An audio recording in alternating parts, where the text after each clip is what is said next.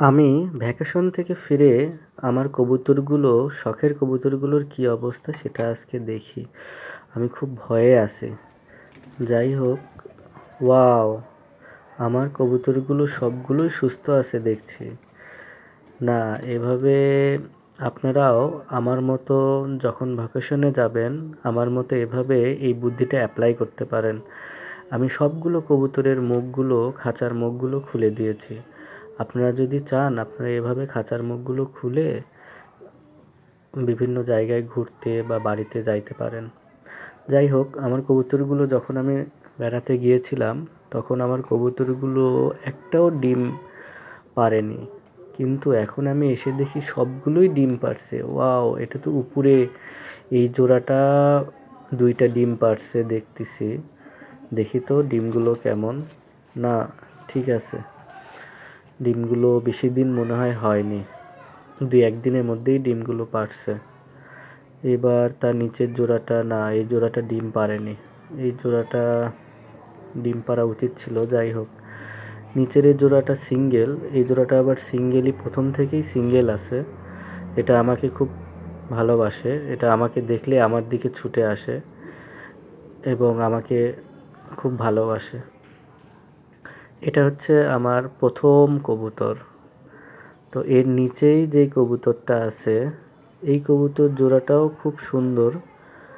এখন এই কবুতর কি ডিম পাড়ছে কি না, যাই হোক, আমার সবগুলো কবুতরই মোটামুটি সুস্থ আছে। এই জোড়াটাও ডিম পাড়ছে। আর এই জোড়াটাও সম্ভবত 1-2 দিনের মধ্যেই ডিমটা পাড়ছে। এই জোড়াটাও আমার খুব পছন্দের।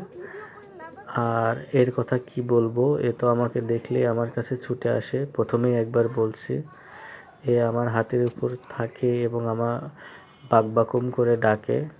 এটা আমার খুব শখের একটা কবুতর। এটা সিঙ্গেলই আছে। এটার কোনো জোড়া একে আমি দেইনি। একে সিঙ্গেলই রাখছি। এর জোড়াটা অনেক আগে মারা গেছে, তারপরে আর একে কোনো জোড়া দেওয়া হয়নি। এখন এ মোটামুটি সুস্থই আছে। তো আমার কবুতর সবগুলোকেই খাঁচার ভিতর ঢুকিয়ে দিব কিছুদিনের মধ্যে। আমার বারান্দার অবস্থাও খুব খারাপ। ও, এই কবুতরের কথা তো বলাই হয়নি। এই কবুতরটা একটা কাহিনী আছে। এই কবুতরটা যখন ছোট ছিল, তখন এই কবুতরটার বাবা মা চলে গেছিলো একে ছেড়ে। যাই হোক, এখন আমি কবুতরগুলোকে একটু খাবার দিলাম। আপনারাও এভাবে খাবার দিতে পারেন। এভাবে এই বক্সে করে খাবার দিলে ওরা খাবারগুলোকে নষ্ট করতে পারবে না এবং প্রায় 4-5 দিন এই খাবারগুলো খেয়ে ওরা ফ্রিভাবেই থাকতে পারবে। এবং পানির একটা পটও আছে পাশে, এই পানির পটটা দেওয়া আছে।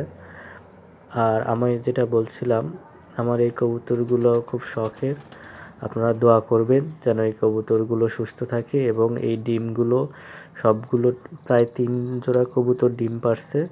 এই ডিমগুলো যেন সুস্থভাবে বাচ্চাগুলো ফোটে এবং বাচ্চাগুলো ফুটলে আপনাদেরকে অবশ্যই দেখাবো এবং আপনারা দোয়া করবেন এই বাচ্চাগুলো যেন সুস্থভাবে, সুন্দরভাবে দুনিয়াতে ফোটে এবং এই বাচ্চাগুলো বড় হওয়া, কীভাবে বড় হয়, কীভাবে বাচ্চাগুলোকে খাওয়ায় কবুতরগুলো, এগুলো সবই আমি ভিডিওর মাধ্যমে দেখাবো। আমার ভিডিওটা যদি আপনাদের ভালো লেগে থাকে তাহলে অবশ্যই সাবস্ক্রাইব করবেন এবং ভিডিওগুলো দেখবেন এবং পাশেই থাকবেন। আর আমার এই কবুতরগুলো অনেক দিন ধরেই আমি পালি এবং ঢাকাতে কবুতর পালা অনেক কঠিন, আপনারা সবাই জানেন। তারপরেও আমি কবুতর ছোটোবেলা থেকে আমার খুব শখ। আমার গ্রামের বাড়িতেও কবুতর আছে এবং আমি ঢাকাতে যখন আসি তখনও আমার সাথে এই কবুতরগুলো আমি নিয়ে আসি এবং